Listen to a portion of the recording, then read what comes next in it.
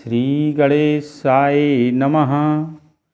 मोहन लीला श्याम की पढ़ें सुने जो कोय, तापर श्री मनोकामना अंत मुक्ति फल होय। लखन सिया रामचंद्र शंकर हरिओम।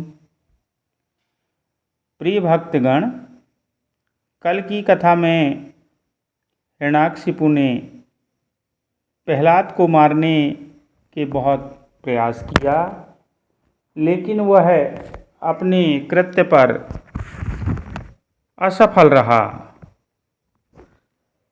तब मन ही मन उसने विचार किया कि मैं प्रहलाद से अधिक शत्रुता रखूं, जिससे प्रहलाद की रक्षा करने वाले नारायण जी अवश्य आवेंगे और मैं उसे मारकर अपने भाई हिरण्याक्ष का बदला लूँगा। आज की कथा 6वां अध्याय, पाठशाला के बालकों को प्रहलाद का ज्ञान सिखलाना।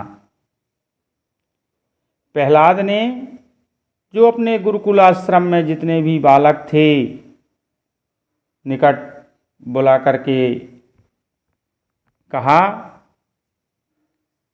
कि सुनो मित्रों, अभी तक बालपन होने से तुमको काम, क्रोध, मोह, लोभ नहीं व्यापा और मन तुम्हारा जो है संसारी माया जाल में अभी नहीं फंसा है।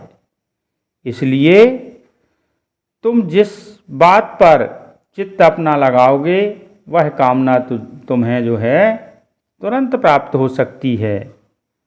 सो मैं तुम्हारे कल्याण के वास्ते एक उपाय बतलाता हूँ, सुनो।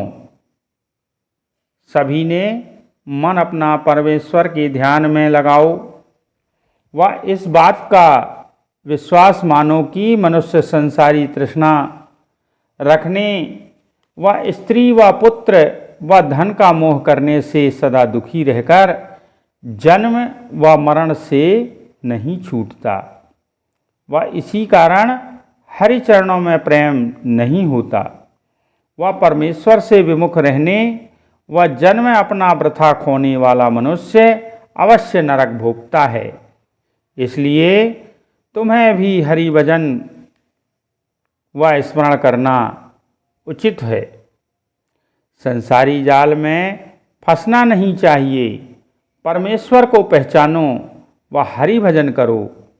नारायण नाम लेने व भवसागर पार उतरने के लिए यही चोला समझो। व कुत्ता व बिल्ली आदि पशु योनि में जो हैं वो यह प्राप्त नहीं कर सकते। वो केवल अपने पेट भरने और भोग का ज्ञान उनको रहता है। यह मनुष्य तन जो है बहुत ही अनमोल है। मनुष्य तनु को पाकर के एक क्षण भी परमेश्वर को भूलना नहीं चाहिए। वह तुम लोग यह बात अच्छी तरह जानते हो कि जप व पूजा किसी देवता का परमेश्वर के तप व स्मरण के समान नहीं होता। देवता लोग जप व पूजन करने में प्रसन्न होकर छोड़ देते हैं। वह नारायण जी अपने भक्तों पर कुछ गलती होने पर से भी क्रोध नहीं करते। उन्हें सब जगह वर्तमान जानकर कहीं ढूंढने के वास्ते जाना ना चाहिए। जिस समय प्रेम पूर्वक उनका ध्यान करो उसी समय वे प्रकट होकर रक्षा करते हैं। सो तुम लोग अपनी इंद्री जो अपनी 5 इंद्रियां हैं उनको और मन को अपने बस में करके क्रोध व तृष्णा को छोड़कर सतोगुण सब जीवों पर दया रखो व मनसा वाचा कर्मणा से हरि चरणों में ध्यान लगाकर परमेश्वर का नाम स्मरण करो। तब तुमको बड़ा सुख मिलेगा। कदाचित तुम लोग मेरे कहने का विश्वास ना मानोगे। ऐसा कहोगे कि हमारे साथ का बालक होकर हमें ज्ञान सिखाता है, इसने कहाँ से पाया। सो मैं अपने मन से यह ज्ञान तुमको नहीं बतला रहा हूँ, ये नारद मुनि के वचन के अनुसार कहता हूँ।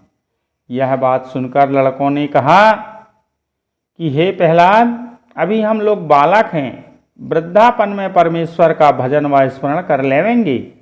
तब प्रहलाद बोले, सुनो, इंद्रियों को सब योनि में सुख मिलता है और परमेश्वर का भजन दूसरे तन में नहीं हो सकता। जो तुम यह समझते हो कि इस जन्म में संसारी सुख भोग कर लेवें, फिर मनुष्य तन पाकर हरिभजन करेंगे, सो मनुष्य चूला बारंबार मिलना दुर्लभ होकर दुख व सुख पुनर्जन्मों के संस्कार से मिलता है। वह संसारी सुख थोड़े दिन रहकर हरिभजन करने से महाप्रलय तक अनेक प्रकार के आनंद प्राप्त होते हैं। जिस तरह आंधी वृक्ष व पत्तों को उड़ा ले जाती है, उसी तरह तुम्हारे दादा व परदादा आदि पुरुषों को काल रूपी आंधी उड़ाकर ले गई। वह एक दिन तुम्हारी भी और हमारी भी यही दशा होगी। जब माया रूपी जाल में फंस गया, तब उसे निकल नहीं सकता। सो तुम लोग भी जब स्त्री व पुत्र के मोह में फंस जाओगे, तब परमेश्वर का भजन तुमसे नहीं हो पाएगा। जिस तरह गाय भैंस आदि वन में चरने के लालच से कुएं में मड़ार में गिरकर चोट खाती हैं, उसी तरह मनुष्य माया रूपी अंधकूप में गिरने से दुख पाता है। जो कोई संसारी मोह छोड़कर हरिचरणों में प्रेम लगाता है, वह माया रूपी कुएं से बाहर निकल सकता है। संसारी सुख कांच के समान जानकर हरि भजन व भक्ति करने से पारस पत्थर ऐसा आनंद समझना चाहिए। ये बात गुरुकुल के लड़कों ने प्रहलाद से पूछा कि तुम्हें नारद जी कहाँ मिले थे, सो हमें बताओ। अब आगे की कथा अगले दिन बताई जाएगी। बोल वृंदावन बिहारी लाल की जय। मोहन लीला श्याम की पढ़ें सुने जो कोय, तापर श्री मनोकामना अंत मुक्ति फल होई। लखन सिया राम चंद्र शंकर हरि ओम। राधे राधे।